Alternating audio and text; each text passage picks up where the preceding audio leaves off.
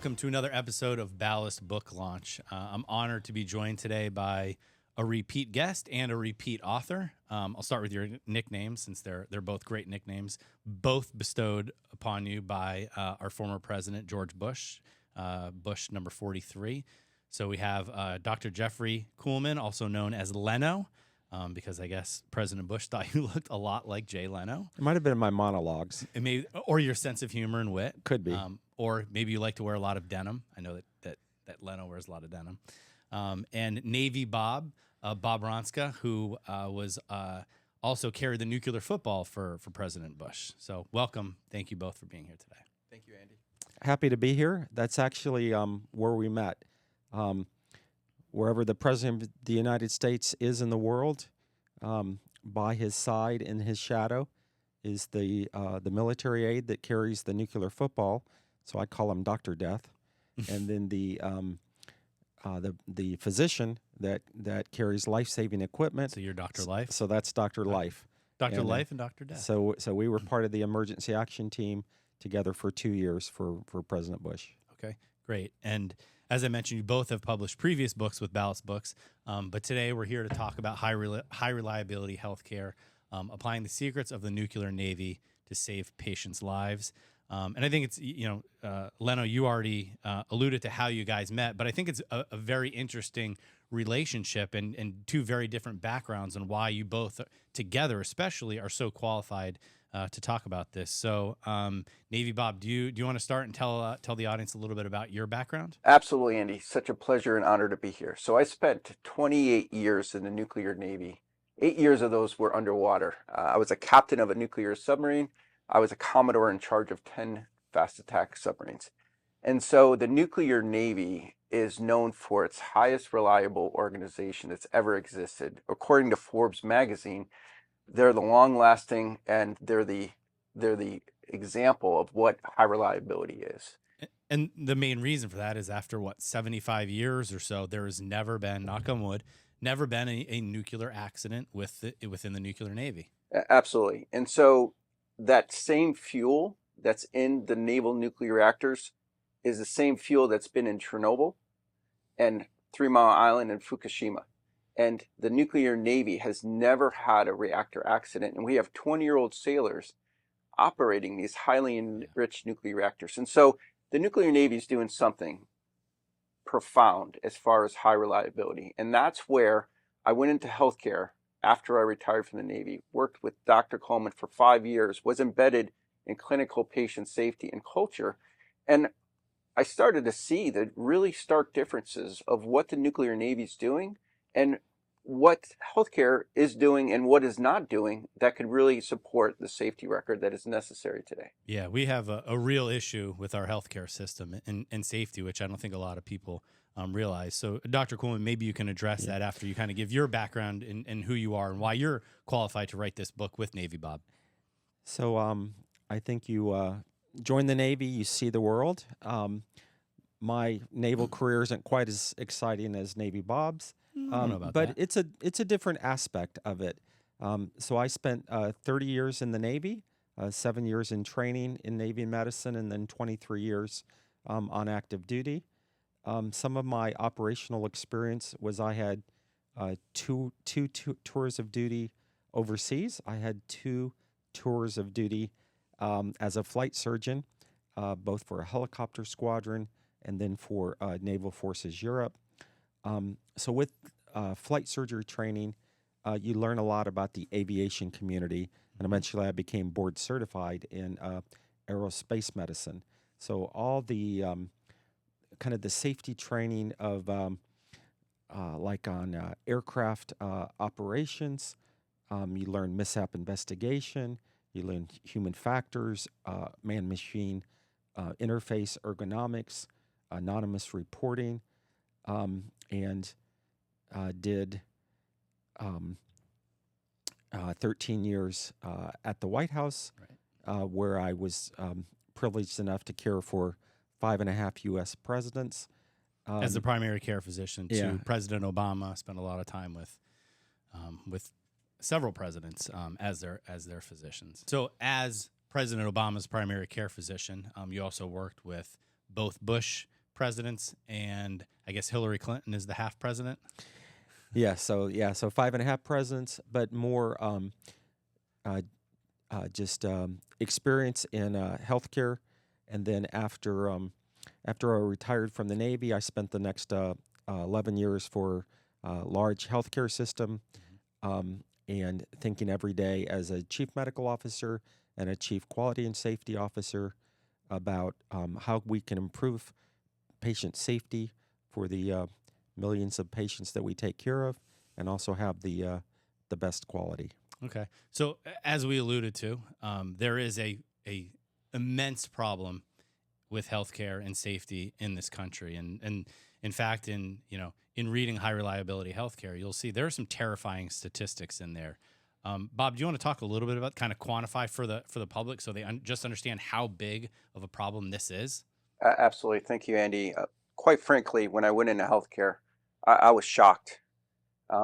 If you watch the trailer to Air is Human in 1999, there was a report that came out that on approximately 90,000 people that were dying in the hospital every year due to medical errors. 90,000. 90,000. That number is now estimated to be approximately 240,000 people that are dying every day in the hospital. Every year. 240,000 people that are dying in the hospital every year due to medical errors.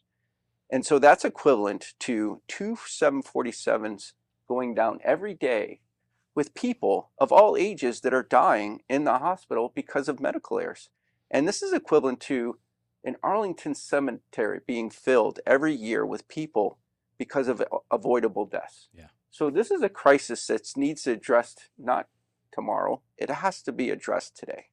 Yeah.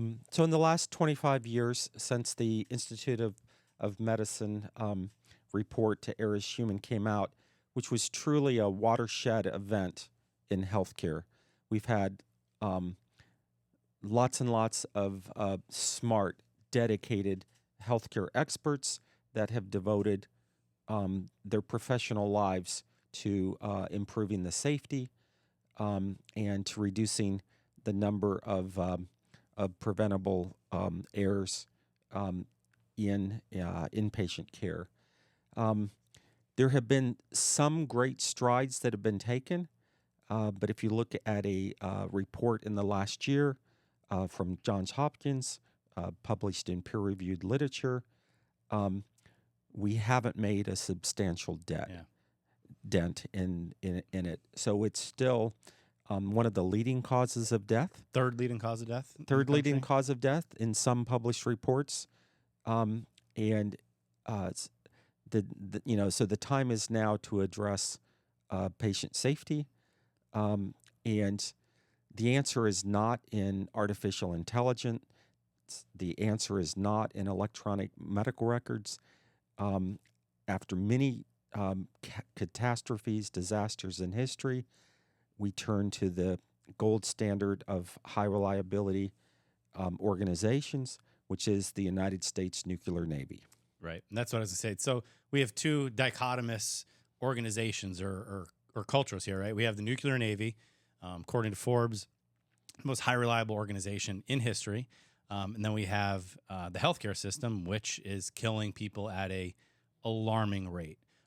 So how do you connect the two? What are some of the core pillars or core areas of lessons that Bob, that you learned in the Nuclear Navy that you guys recommend that need to be implemented in the healthcare system in this country?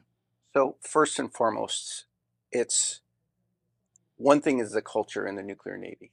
Admiral Rickover, the father of the Nuclear Navy 75 years ago, he knew that the culture of the Nuclear Navy required a standard to be different than the formal Navy. The formal Navy's culture was do what you're told, don't ask questions, never challenge superiors. And a lot of that is still existing today in healthcare. So he came up with these Watts-standing principles, basically a cultural standard for everyone to follow. This cultural standard and these Watts-standing principles, these can be adopted today in healthcare, and they have not.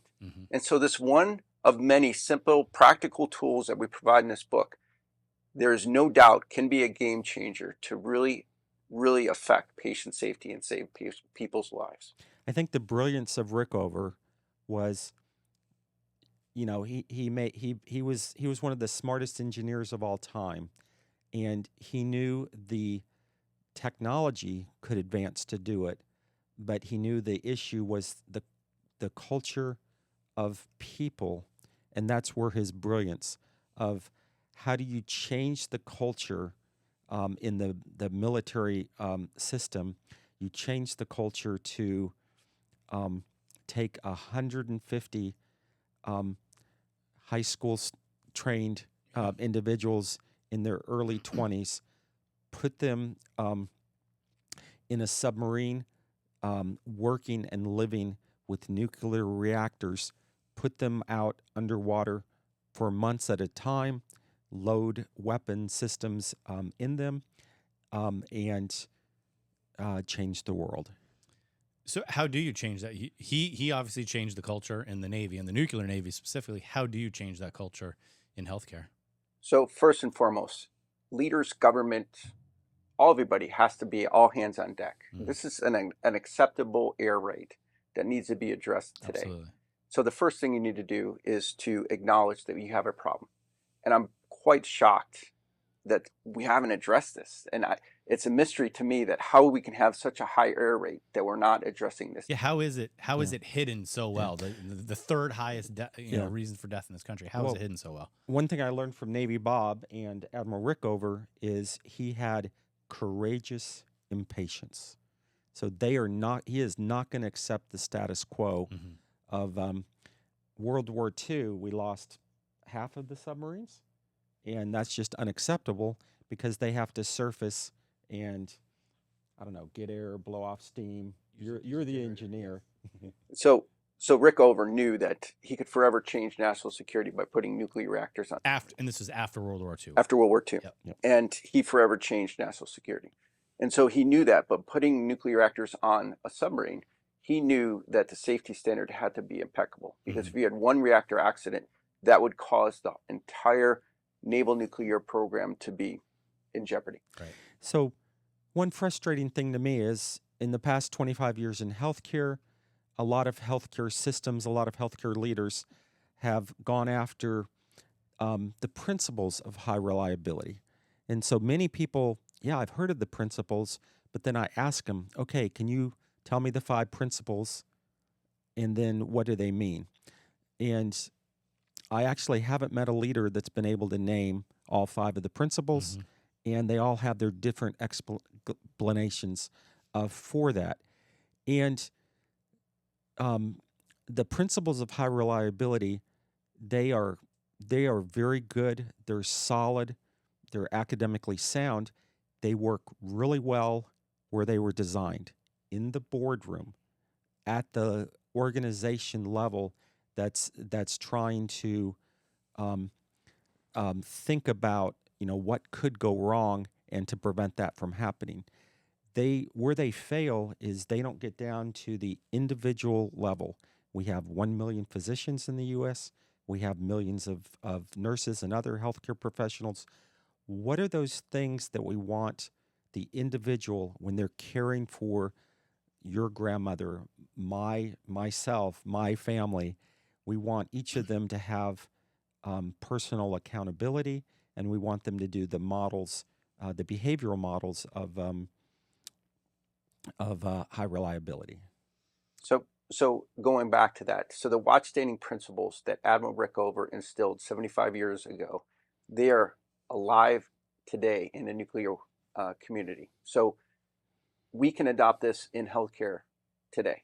And we have these principles, as Dr. Coleman talked about, that it's a great thought process, but it's not being implemented. Well, that's actually the secrets. Those are the secrets that are in the high reliability healthcare book. So, Andy, I get questioned a lot, especially from some surgeons, like healthcare is different than a nuclear Navy and a nuclear reactor.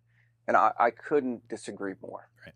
So if you look at all the factors and variables when you're on board a submarine, you have to worry about the depth of the water, the traffic you know, so You couldn't name them all here. I mean, what I thought you did a really good job in the book was, we talk a lot when you're writing about showing and not telling, and you did a very good job of using real world examples for everything that could go wrong, whether it's either in healthcare or on a submarine. So you could sit here and talk about all the variables on a sub, and you talked about a lot in the book. I mean, lubricant temperature, and there's literally millions of different factors that go on. So I agree with you. I think that that while there's a million factors that go into healthcare and diagnosing and treating patients, the same can certainly be said for nuclear reactors on a submarine. Yeah. So going back, Andy, one question I always get asked, well, how is the nuclear Navy the same as in healthcare? Mm-hmm.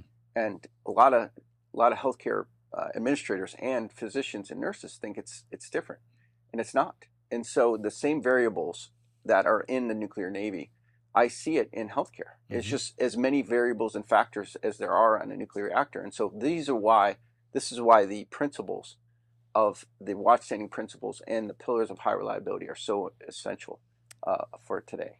Yeah, and you can tell you're passionate about the subject, and because it's the two worlds that you've lived in, right? The nuclear Navy for what 28 years, and then in the healthcare system. So I guess why I'll ask you both this question: why this book, and why now?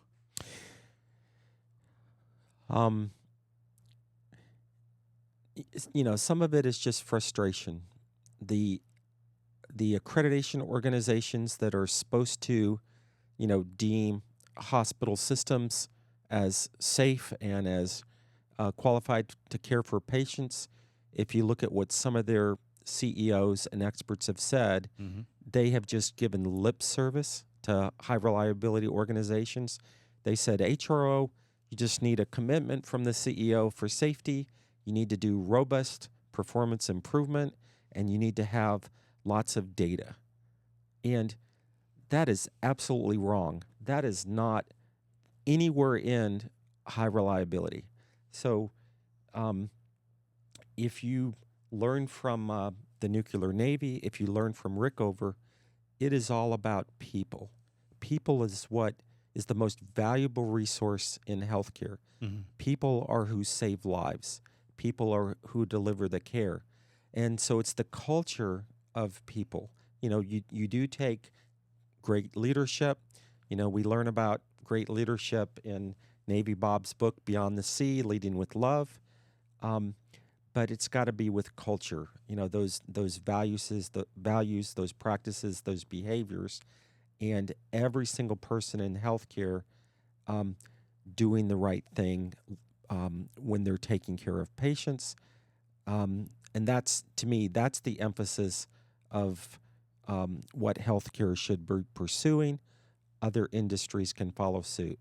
And then now, it's never too late to do the right thing. There's very few books in America that, if applied, will actually save thousands of lives and millions of dollars. And this is one, high reliability healthcare, and it's taking the secrets from the nuclear Navy and applying them to save patient lives. Yeah, very true. And Bob, same question for you. So, Why? Andy, if I could add, is that by instilling high reliability healthcare and sharing the secrets of the nuclear Navy, you are not going to cost more money. You save money. You're going to save money, because when you Absolutely. save patient lives and you're becoming proactive instead of reactive, the amount of time that you spend on corrective actions and root cause analysis, that analysis and that workforce will go down, not to mention the complication rates, the litigation rates. So to me, being proactive and sharing the secrets of the nuclear Navy not only will save patient lives, but you're going to save the bottom line. Yeah. You will be sustainable. And so the reason why I was so passionate about writing this book is because I don't know of anyone else that, with my background from the nuclear Navy, that has been embedded in healthcare safety for 5 years. I've been to the premier safety courses that are taught in the healthcare system. I'm an adjunct professor that teaches policy, quality, safety, leadership at the University of Central Florida. I know exactly what's being taught in the healthcare system. And what is missing is the secrets of the nuclear Navy. And I know this can save patient lives. Absolutely. So let's switch gears a little bit and talk about the actual writing of the book. We now know why and what the contents are. And as we discussed earlier, you although both coming from the Navy, have very different backgrounds. One a physician, one a sub commander, right? Talk about the process. We already you mentioned how you guys met. Talk about the process for writing and how it all came together. Well, sometimes um,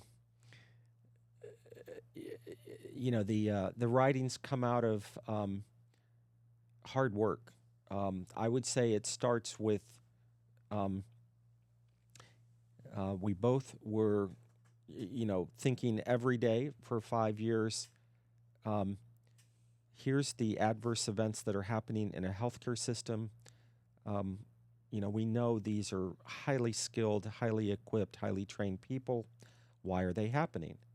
And so when we look at that, we try to, um, get to the different reasons that they're happening and what would have prevented it.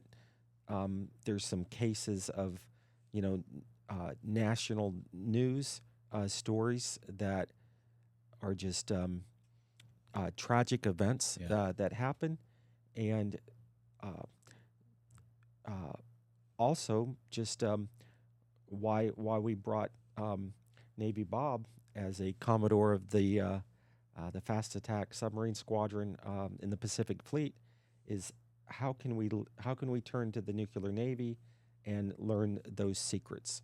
And so Bob, knowing the religion, knowing uh, the secrets of the nuclear navy, and then he and I talking about cases, what we found is, the 5 pillars. Every single adverse event in healthcare is either one, if not all of them, or multiple ones were violated. So if you follow all 5 of those, there is not going to be a mistake made. And so how do we change the culture? The culture of healthcare today is similar to the military's back in the day. And so that's where the Rickover learnings resonate a generation later. Okay. So Andy, you asked, well, why did we write this book? Mm-hmm. And so Dr. Coleman approached me, and he wanted to write a book about the high reliability healthcare and sharing the secrets of the nuclear navy. And one of my requirements was that this was not a book to be a book, to be put on the shelf. This book is really going to make a difference, and that was one of my requirements. And so this book, what it is really sharing. So I'll pause there. So go back. So high reliability healthcare, sharing the secrets of the nuclear navy. I insisted that this book was just not a book to be put on a shelf. Mm-hmm. This book is a practical roadmap for healthcare workers to really look at practical best practices from the nuclear navy that they can implement today. And so one of the things that I also know is that the healthcare workers are so passionate. They're caring. They don't go to work every day to make these errors. Right. It is a process. It's a system failure that is setting these healthcare workers up for failure. Mm-hmm. And so this book allows us to change the culture, implement best practices in the nuclear navy to save patient lives.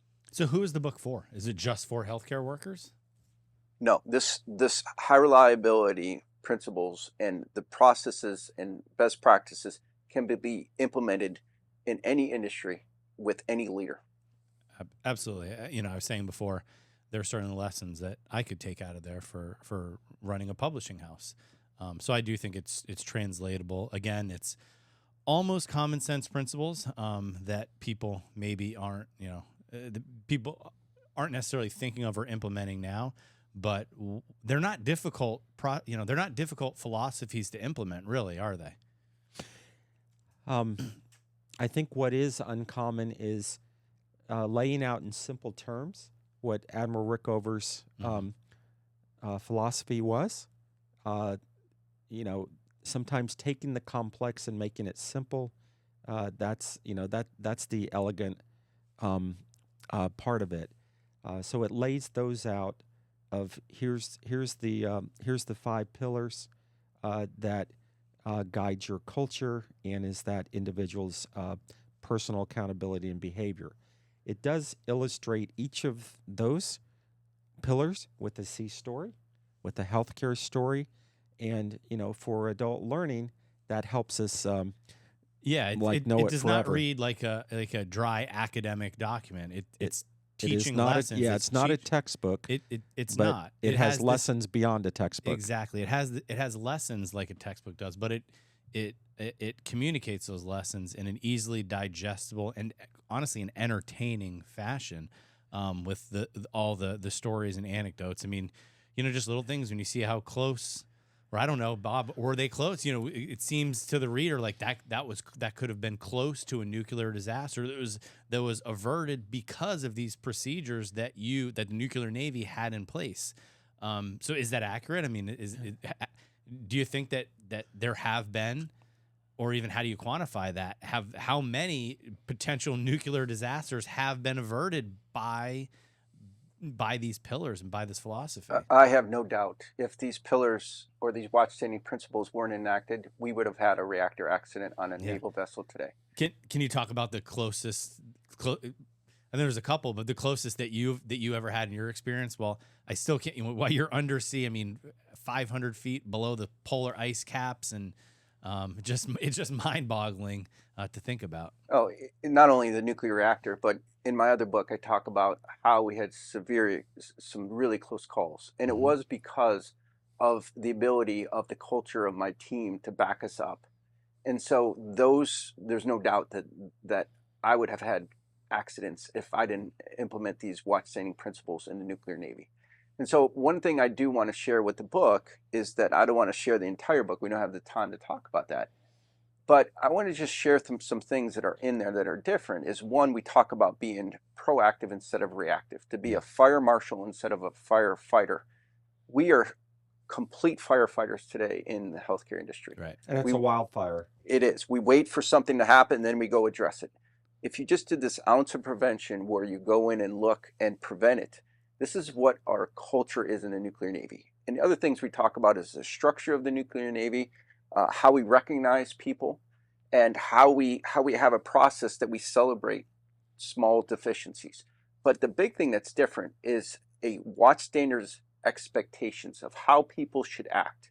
And I'll give you one of the pillars is Rickover wanted people to have a questioning attitude. It was expected if you saw something wrong that you were expected to speak up. Which isn't the norm in the military for a 20-year-old E4 to speak up to his commanding officer or even his chief. Exactly. And even we find it in surgery, right? And so some of the scrub techs or the CRNAs, they're hesitant to speak up because that doctor has that culture of do as you're told, don't ask questions, never challenge me.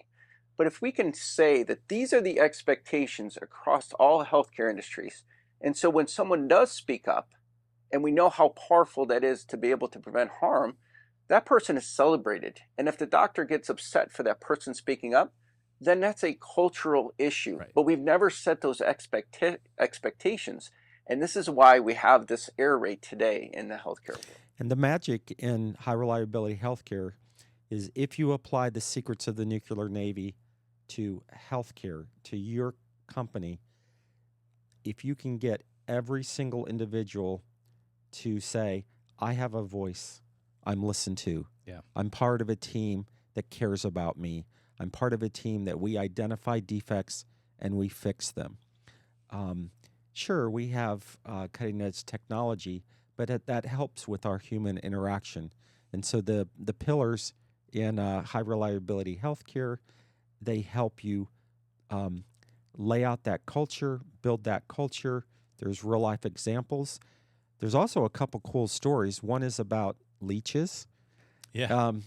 The kind of if you look to the leeches at one time in American medicine, they were the cure-all, not only in the U.S. but everywhere.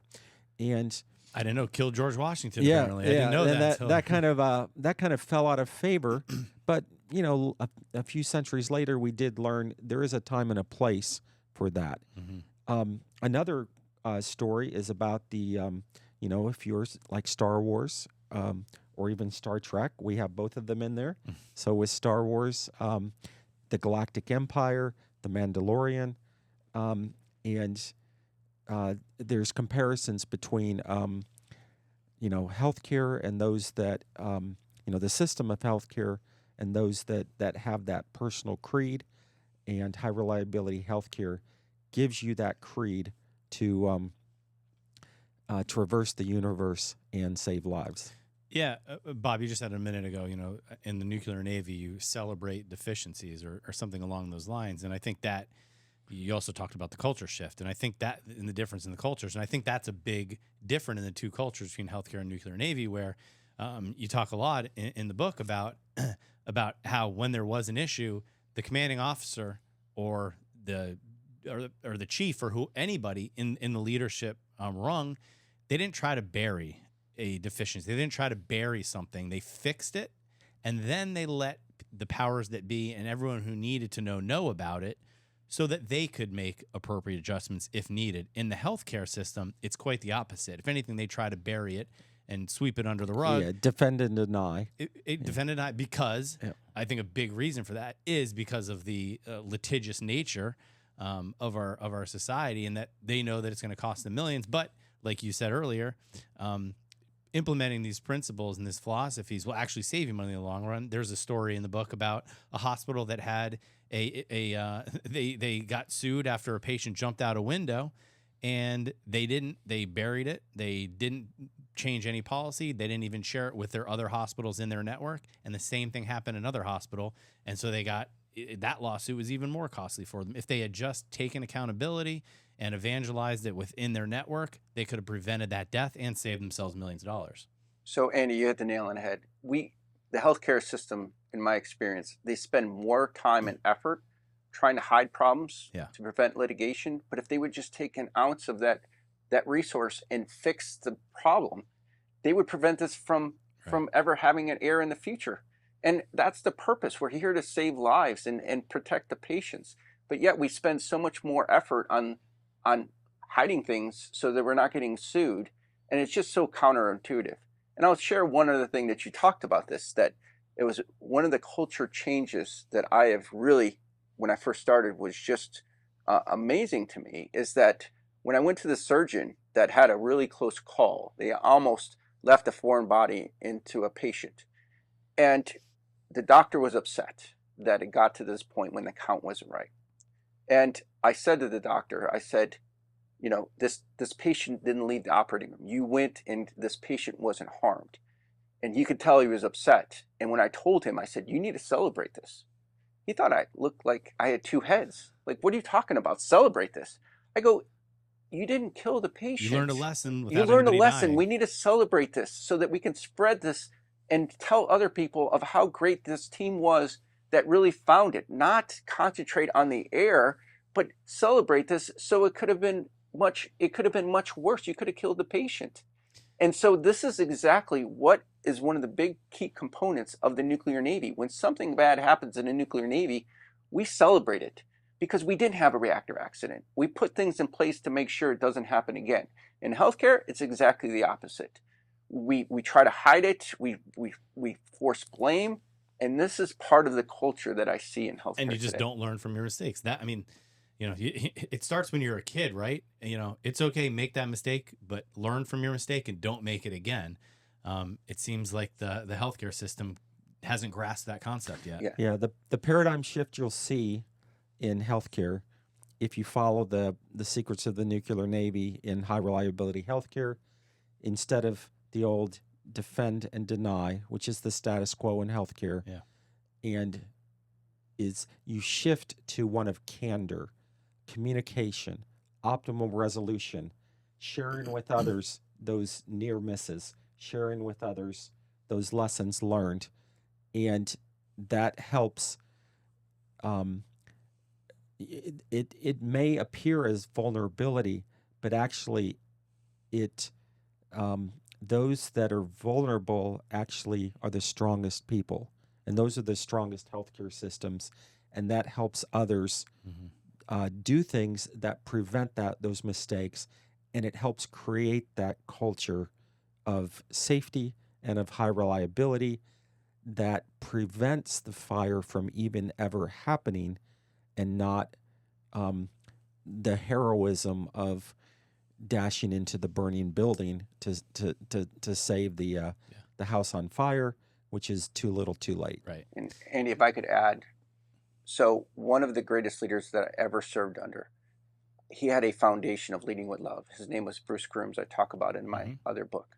And he used to always say, it's not what happens to you, is what you do to make sure it doesn't happen again. Yeah. And that was founded in love. And so he knew that if something bad happened, he wanted to fix it, because he knows that if it happened again, it could be much worse. And he cared for you and made sure that we put things in place that didn't happen again. In healthcare, it's not the same. If something bad doesn't happen, or if it's a near miss where we almost have a catastrophic event, then we just kind of push it under the rug. Say, oh, thank God that didn't happen to us. Right. We'll just not talk about it and ignore it. Let me ask you this. Do you think there's any danger that the culture is so ingrained in that industry? Because, look, this is a no-brainer, right? Save lives and save money. How could these not be implemented yesterday? Do you think that the culture is so far gone, there's a chance that this won't be taken seriously, that there will be no change? And if so, how can you try to counteract that? Well, I think we roll back 75 years to the 1950s. The nuclear navy, the biggest impediment was the military leaders at the Pentagon. And it was their hubris that if they had it their way, they didn't like Rickover, they didn't like what he talked about. There would have been no nuclear submarines. There would have been no nuclear submarines. And instead, he had champions in the United States Senate, Congress, that he was able to talk about the different principles, and they believed in the watchstanding principles, and they believed in the culture. So that's what changed history. Okay. So in healthcare today, how do we do that in healthcare unfortunately, there's a lot of healthcare systems. There's a lot of leaders that believe in the almighty dollar. They're for-profit systems, and they answer to their stockholders, and they have acceptable risk. That is unsatisfactory in 21st century healthcare. We need to follow our profession and our Hippocratic oath, Do no harm. truly do no harm is always the first principle that we should follow. Bob, what do you think? Can this carrier be turned around? So great question, Andy. And so one thing I'd like to add is that the reason why we're not changing and what we're doing has saved lives. So I'm not saying what we're doing today should be all thrown out. It's just not enough. It's not enough. And Not so the fast nuclear navy is the key component that can really change these error rates to acceptable rates. And the reason why we're not doing this is it's like insanity, right? Doing the same thing over and over again and expecting different results. It's because this is how we've been trained. Right. These healthcare leaders have been trained that this is how you have high reliability. Teach an old dog new tricks. It is. And so that is one of the biggest difficult or headwinds we're going to have is because these leaders have been taught a certain way and they're using the old playbook as the continuing on. Well, I'm telling you, the playbook's not working. Right. The error rates are unacceptable. And so this is an answer that has been proven for over 75 years that you can use today. And I challenge every single healthcare executive, every physician, every nurse, every healthcare worker, government officials. It's time for a change. And this book, I know, can help save patient lives. There's a Japanese parable, and it's, if you're on a trip, you're headed the wrong direction, what you have to do is, as soon as you can, do a U-turn and go back and go down the correct direction. So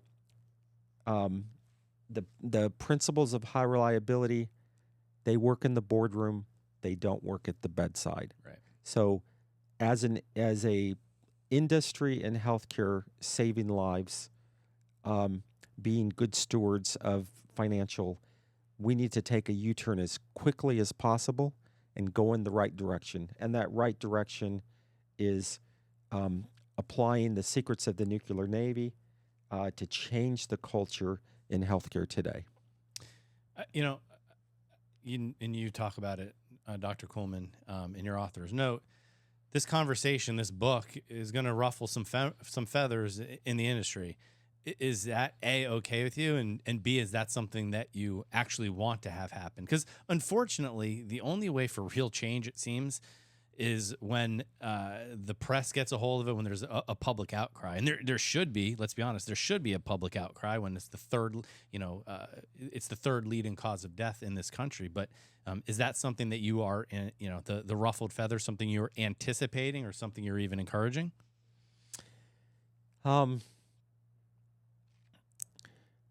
Well, I don't think there's anything inflammatory. Sure, certainly not. And I think there's nothing made up.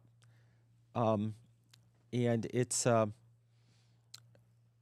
any honest conversation would be discussion would be welcome.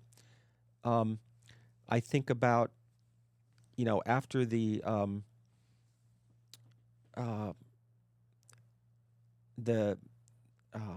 space shuttle disasters, after the nuclear reactor disasters, after catastrophic events that happen, the establishment always feels gets their feathers ruffled, as they rightly should. Mm-hmm. And how can we look at this differently? And I would go back after each of those catastrophes and disasters. Smart people, they looked to the nuclear Navy, and they looked to the pillars of high reliability and how can we do things differently. In healthcare, many of our leaders have given lip service to that, but where they actually look to is they look to, well, here's a book about how emergency rooms are organized, or here's how airline industries, or here's how the operations on top of a carrier or flight deck. Mm-hmm. And those are good for kind of organizations trying to prevent, but they don't get to the secrets of the nuclear Navy. So, and if I could add one thing, one of the headwinds also is that we spend $4.5 trillion every year on healthcare, almost 20% of our GDP. Wow. And so there's not an appetite to spend more money on safety. But as we discussed earlier, you're going to save money by being proactive. You're going to pay for it one way or the other. Sometimes the return on investment is challenging to show, but you're exactly right. Our premise that we laid out is if you do what's good for patients, it'll be good for business. Right. And if you look at the air rates, it's no longer the cost of doing business. Right. And that's a lot of what so it's no longer the cost of doing business. And so it's time for a change. And the reason why we wrote this book is we want to make this world a better place. Yeah. And these principles and these pillars of high reliability and sharing the secrets of the nuclear Navy, we know we can make this world a better place. Absolutely. For anyone out there in healthcare, please get this book, because it could save any of our lives. And for the rest of you, as we said, I think it translates across all industries. So Navy Bob, Leno, thank you so much for joining us today. Where can our audience find you, other than at ballastbooks.com bookstore, where they can purchase copies of High Reliability Healthcare, Transforming Presidential Healthcare, and Beyond the Sea? All three books have been published with Ballast Books. Anywhere else where you'd like people to know where they can find you? Sure. You can go to my website, www.navybob.com. And easy enough, navybob.com. Yes. Sure. Jeffrey.Coleman.com. Okay. And it's Kuhlman. I should have probably just gone with Leno. but I think that one was already It might taken. be taken. Yeah. Yeah. So you can pick up your copy of High Reliability Healthcare anywhere the books are sold. And you can also get a copy directly at ballastbooks.com at our bookstore. Pick that up, as well as Beyond the Sea and Transforming Presidential Healthcare. Thank you so much for being with us today, gentlemen.